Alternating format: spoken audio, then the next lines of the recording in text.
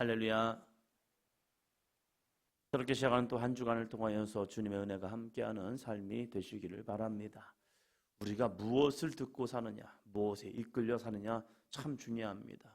우리가 예수님을 믿지만 내 생각에 감정에 이끌려 사는 사람도 있고, 내가 예수님을 믿지만 세상 소리에 이끌려 다니는 사람도 있습니다.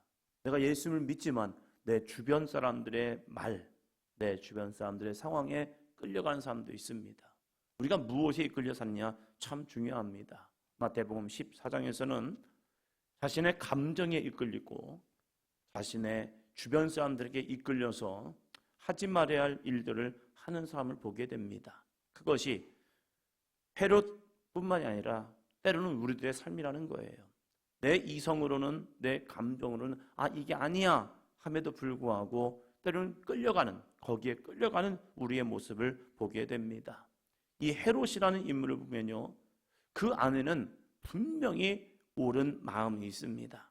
그런데 그 옳은 마음으로 따라가는 것이 아니라 상황과 형편, 사람들의 이야기, 내 감정에 순간 넘어짐을 통하여서 하지 말아야 할 죄를 범하게 되기도 합니다. 14장 1절 2절입니다. 그때에 분봉왕 헤롯이 예수의 소문을 듣고 그 신하들에게 이르되 이는 세례 요한이라. 그가 죽은 자 가운데서 살아났으니 그러므로 이런 능력이 그 속에서 역사하는도다 하더라. 아멘. 분봉왕 헤롯이 세례 요한을 죽였습니다. 그 다음에 나온 사건은 어떻게 헤롯이 이 세례 요한을 죽였는지에 대한 이야기입니다. 그런데 이 헤롯이 희한한 생각을 하게 됩니다. 예수님에 대한 소문이 각 도처에 퍼지기 시작합니다. 예수님에 대한 소문이 퍼지니까 분봉왕 헤롯이 한다는 생각이 무엇인 줄 아십니까? 예수님의 소문을 듣고 이는 신하들이 하는 말이 이는 세례 요한이라. 그가 죽은 자 가운데서 살아났으니 그러므로 이런 능력이 그 속에서 역사한도다. 예수님이 행하시는 많은 능력과 이적 그리고 그런 소문들이 각 도처에서 퍼지니까 신하들에게 야, 그거 세례 요한이 살아난 거 아니야? 내가 죽였던 세례 요한이 살아나서 이러한 기적과 역사를 이루는 게 아니야? 하면서 엉뚱한 생각을 하고 말하고 있다는 겁니다. 어떻게 죽였습니까? 헤롯이 이 세례 요한을 죽이게 된 이유에 대해서 말합니다.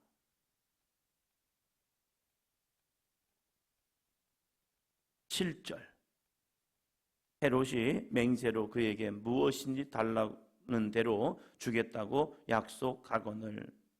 헤롯의 생일날 헤로디아의 딸이 연석 가운데서 춤을 추는 겁니다. 우리가 어저께 운동회를 했죠.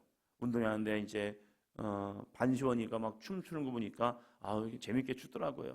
그 어린아이가 막 앞에서 이렇게 춤추는 모습을 보니까 그 모습을 보면서 부모의 마음에는 그리고 할머니 마음에는 얼마나 더 좋겠을까. 잘 추네 하면서. 그러니까 이 헤롯도 자기의 생일날 헤로디아의 딸이 춤을 추면서 기쁨을 주는 겁니다. 그러니까 이 헤롯이 그 헤로디아의 딸에게 무엇을 달라는 대로 주겠다. 뭐 때문에요? 감정 때문에 그랬어요. 우리가 감정을 잘 바라봐야 합니다. 우리가 믿음 생활할 때 내 안에 주는 감정이 있습니다. 이 감정은 성령께서 주시는 감정도 있습니다. 그것을 응답이라고 얘기하죠. 그러나 사단이 주는 감정도 있어요. 모든 것이 다 은혜가 아닙니다. 때로는 사단이 우리에게 좋은 것처럼 포장해서 주는 감정이 있어요. 이 감정을 잘못하면요, 미혹됩니다. 사단은 무조건 나쁜 걸 우리에게 주지 않습니다. 좋은 것처럼 포장해서 주는 감정도 있다는 거예요. 그것이 말씀과 어떠한 관계가 있는지, 하나님의 말씀과 어떠한 관계가 있는지 이것을 잘 분별해 내어야 합니다. 헤롯은 자기 감정에 취해버렸습니다. 그래서 하는 말이 무엇입니까? 그에게 무엇이든지 달라는 대로 주겠다 약속해버린 겁니다. 그럴 때 헤로드의 딸이 어머니에게 갑니다. 엄마, 헤롯 왕께서 나에게 무엇을 달라는 대로 주겠노라 하는데 어떻게 하면 될까요? 8절이요. 그가 제 어머니의 시킴을 듣고 이르되 세례 요한의 머리를 소반에 얹어 여기서 내게 주소서 하니, 이 세례 요한은 헤로디아와 헤롯의 이 관계, 자신의 동생을 죽이고 그 동생의 아내를 취하했던 헤롯 왕, 이것이 잘못되었다라고 지적했던 이 세례 요한. 그래서 헤로디아는 마음이 불편한 거예요. 헤롯도 물론 불편했습니다. 그러나 헤롯은 이 요한이, 세례 요한이 선지자인 줄 알았습니다. 그래서 그를 옥에는 가뒀지만 죽일 마음은 없었습니다. 그런데 그 중심에 누가 서 있느냐? 헤로디아가 있다는 거예요. 여자가 무섭죠. 한번 마음을 품으면 끝까지 가려는 이 여인의 마음. 그래서 이 자신의 딸이 헤롯의 생일날 춤추고 헤롯이 네가 원하는 걸 다 주겠다라고 하는 그 모습 속에서 세례 요한의 머리를 소반에 얹어서 자기에게 달라는 겁니다. 그 어린 딸에게 이걸 시키는 겁니다. 그랬더니 이 헤롯의 딸은 그것을 그대로 헤롯에게 이야기합니다. 왕입니다.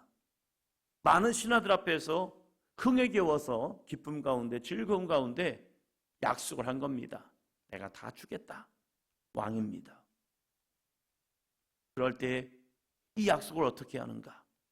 애매해진 거죠. 감정에 취하면 이러한 상황이 됩니다. 내가 어떠한 약속을 했지만 그 약속을 지키자니 문제가 되겠고, 그 약속을 지키지 않자니 자기의 자존심이 달려있고, 이걸 어떻게 해야 할까 할 때에 그 주변에 이야기들이 있습니다. 9절이요. 왕이 근심하나 자기가 맹세한 것과 그 함께 앉은 사람들 때문에 주라 명하고, 자기가 맹세한 것과 그 함께 앉은 사람들 때문에 주라 명하고, 어떻게 해야 할지 망설이고 있는 상황에서 주변 사람들이 이렇게 했겠죠. 왕이시여, 약속이니까 하셔야 합니다. 해주셔야 합니다. 하는 그러한 사람들의 이야기도 있었겠죠. 그리고 그들의 시선이 있겠죠. 왕이 명하고 한 번 말하고 지키지 않으면 자존심에 대한 문제가 생기잖아요. 그때에 혼자 싸우는 거예요. 어떻게 해야지? 이걸 어떻게 해야지? 그 찰나의 시간이지만, 짧은 시간이지만 헤롯의 마음에 여러 가지 마음이 오갑니다. 우리들도 마찬가지죠. 신앙생활하면서 하나님과 했던 약속들도 있죠. 그 약속을 내가 어떻게 해야지? 내가 때로는 감정 때문에 말을 툭 던졌지만 그 던져놓은 말, 그것을 내가 어떻게 해야 할까? 내가 때로는 이렇게 생각해요. 참 어리석은 판단이었다. 어리석은 감정의 요동이었다. 그럼 한 번 던져놓은 이것을 어떻게 수습해야지? 가장 좋은 것은요, 빨리 이건 좀 잘못되었어, 이거 철회하는 게 가장 좋은 방법입니다. 왜요? 때로는 우리들이 감정 때문에 이끌려 산다니까요. 그 감정 때문에 나도 모르게 욱하는 마음 때문에 던진 말들이 있어요. 그것을 미안해, 이건 없던 일로 합시다 라고 하면 끝날 문제인데, 자기의 자존심 때문에 그것을 엎지 못하고 뒤집지 못하고 끌려가는 모습도 있다는 겁니다. 그래서 어떻게 합니까? 10절이요. 사람을 보내어 옥에서 요한의 목을 베어. 사람을 보내어서 옥에서 요한의 목을 베버리는 겁니다. 죽일 만한 죄를 범한 게 아닙니다. 그저 이 헤롯이 감정이 상해서 세례 요한을 잡아 가두라고 했던 거예요. 그러고 나서 풀어주려고 했던 것 같습니다. 그런데 이 요한을 풀어주지 아니하니까, 그리고 자신의 흥에 겨워서 이런 일들이 벌어지고 있다는 거예요. 이것은 헤롯 왕만의 모습이 아니잖아요. 때로는 우리들의 모습 속에서, 때로는 우리들의 감정 속에서, 내가 던지는 말 속에서 이런 모습이 오고 있어요. 그래서 바울은 뭐라고 말합니까? 항상 깨어 있으라고 말합니다. 왜요? 나도 모르게 사단이 우리의 마음속에 뿌려놓은 가라지들이 있기 때문입니다. 그래서 늘 깨어 있으면서 주님을 묵상하고 주님의 은혜 가운데 설 수 있는 삶이 되시기를 바랍니다. 요동치는 감정 속에서 주님을 만나면 이런 은혜가 주어지더라고요. 마태복음 14장 24절입니다. 배가 이미 육지에서 술이나 떠나서 바람의 거슴으로 물결로 말미암아 고난을 당하더라. 아멘. 사람들이 이런 문제를 만나면 감정이 요동칩니다. 어떤 감정이요? 죽겠네. 지금 이 갈릴리 바다가 그것도 밤 사경에 요동치고 있는 겁니다. 밤에 바람이 불고 그 물결로 인하여서 그들이 고난을 당합니다. 그러면 다 무서워합니다. 무서워하는 순간 제정신을 잃어버립니다. 그래서 사람들은 예수님이 자신들을 구원하기 위해서 물 위로 걸어오시면 어떻게 반응합니까? 26절이요.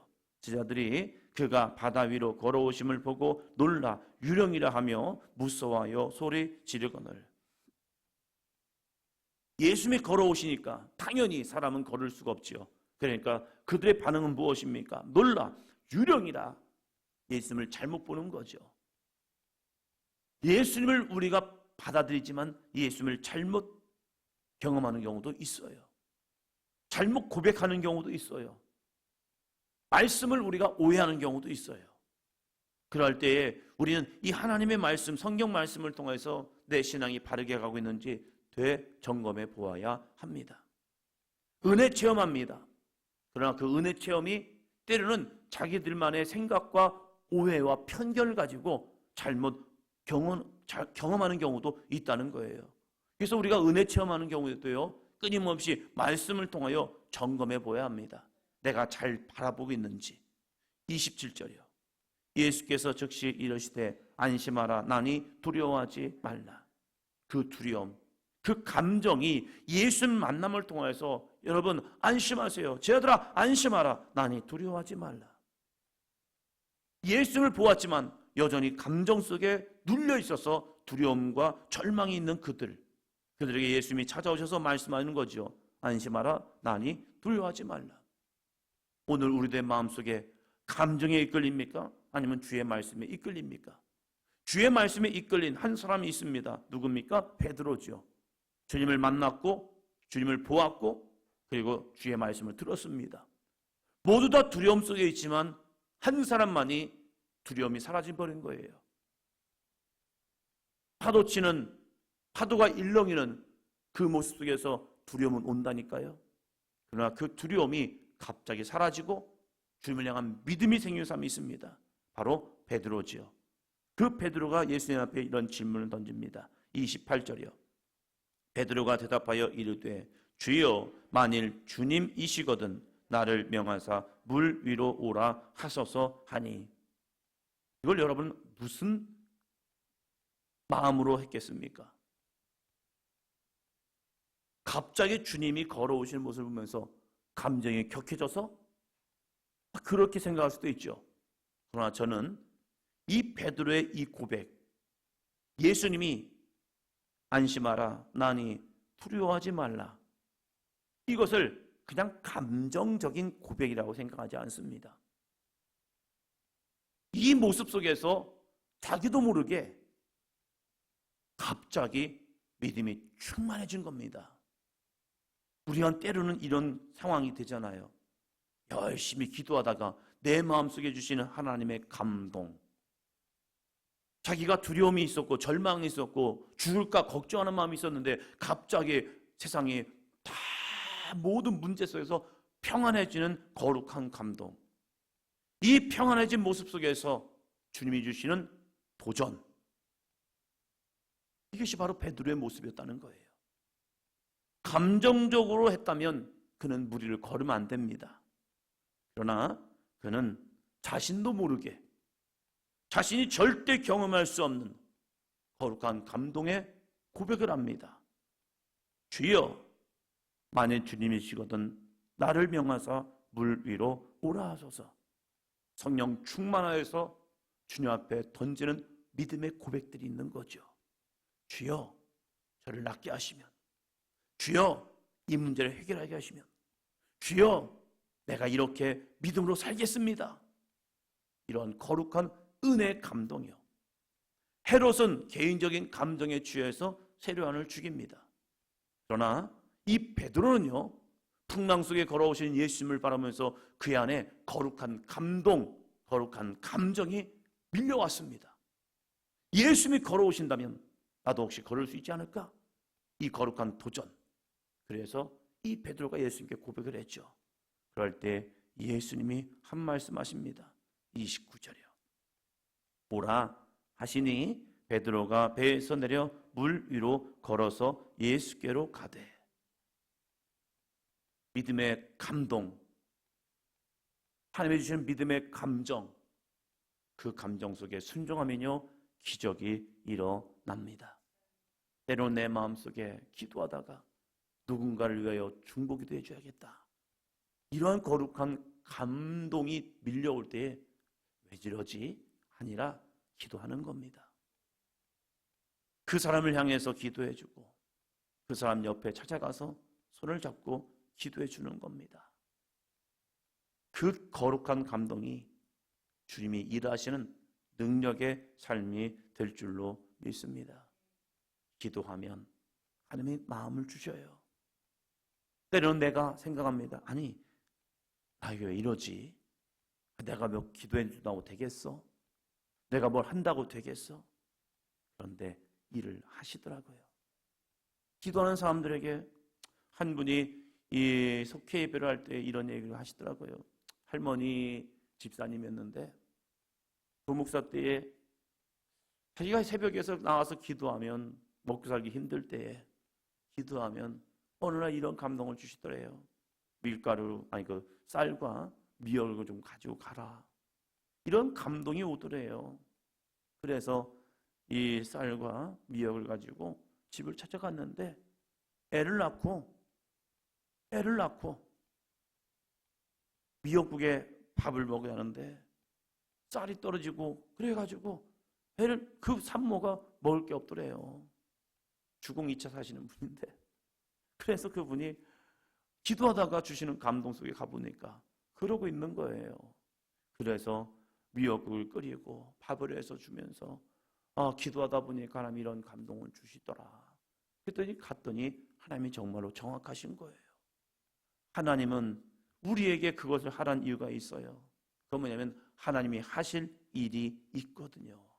거기에 순종하다 보면 하나님께서 그것을 통하여 흘려보내는 것이 아니라 흘려보낼 수 있는 은혜와 능력과 하나님의 거룩한 복을 주시고 있다는 사실이에요. 베드로가 거룩한 감동 속에 순종하니까 물 위를 걷게 됩니다. 물론 그 다음에 빠져요. 저는 빠지는 사건보다 더 좋은 말씀을 보게 됩니다. 사람들은 빠질 때에 아유 그럴 줄 알았어 라고 말하지만 저는 이 말씀이 참 위로가 됩니다. 31절이요. 예수께서 즉시 손을 내밀어 그를 붙잡으시며 이르시되 믿음이 작은 자여 왜 의심하였느냐 하시고. 아멘. 예수님께서 즉시 손을 내밀어 그를 붙잡아 주십니다. 예수님 안에서 실패는 괜찮아요. 또 다른 기적을 경험하는 은혜의 통로가 됩니다. 예수님께 부르시면 돼요. 예수님 나 좀 살려주세요. 그럼 예수님이 손을 잡아주셔요. 예수님 없이 물에 빠지면 죽어버립니다. 예수님 없이 풍랑에 들어가면요 죽는 거예요. 그러나 예수님이 계시면요 예수님이 건져주십니다. 그리고 말씀하죠. 믿음이 작은 자여 왜 의심하였느냐. 이 말씀이 베드로에게는 평생 남았을 것 같아요. 그래, 믿음이 작으면 빠져. 그러나 내가 주님 붙들면 일어날 수 있어. 이 믿으며 작은 실패는 더 큰 기적을 이룰 수 있습니다. 괜찮아요. 조금 넘어지면 어때요? 조금 실패하면 어때요? 빠져들면 어때요? 주님이 계시잖아요. 그때 주님 손 붙잡아 주시면요 우린 또다시 일어날 수 있는 거예요. 믿음이 작은 자요 왜 의심하였느냐. 저는 이것이 책망이 아니라 권면인 것 같아요. 베드로야 왜 의심했어? 의심하지 말고 좀 잘 붙들어. 그러면서 예수님이 그 손을 붙잡아 주실 때 그 예수님이 손을 붙잡아 주는 그 믿음. 저도 어렸을 때 굉장히 무서움을 많이 탔거든요. 그럼 엄마가 손을 잡아주면요 무섭지 않아요. 형이 저보다 몇 살 위인 형이 이 손 잡아줘도요 저 무섭지 않아요. 잠을 자도 때로는 무서워요. 전설의 고향 보고 자가면 더 무서워요. 그래서 무서우니까 옆에 있는 형 옷자락만 잡아도 그냥 안 무서운 거예요. 그 형 혼자 있는 것 같아서. 아니 같이 옆에 자고 있는데도 무서운데 형 옷만 딱 붙잡아도, 손잡으면 형이 뭐라 할 것 같으니까 옷 붙잡고 무섭지, 이렇게 무섭지. 근데 형만 옷자락만 잡아도 안 무서운 거예요. 우리가 때로는 믿음 안에서 낙심할 때도 있고 염려할 때도 있고 근심할 때도 있죠. 그럴 때 예수님의 손을 붙잡고 다시 일어설 수 있는, 주님과 함께 나아갈 수 있는 오늘 하루가 되기를 주의 이름으로 축원합니다. 기도합니다.